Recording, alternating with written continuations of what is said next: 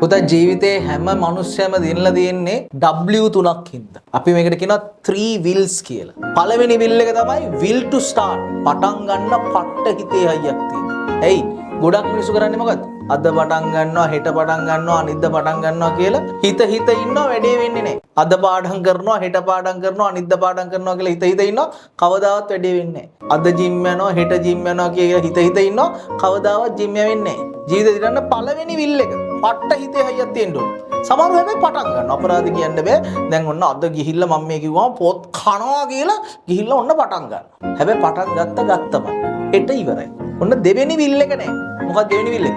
will to continue.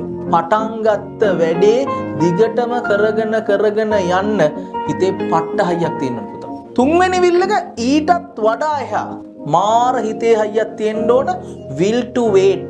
මොකද්ද will to wait කියන්නේ?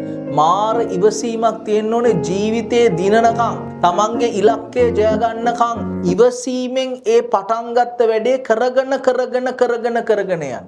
will to wait. මෙන්න මේ දේවල් තුන තියෙනවා නම් පුතා. will to start, will to wait, will to continue. ඔන්න ඔය තුන තියෙනවා නම් කවදාවත් ඔයා පරද්දන්න බෑ.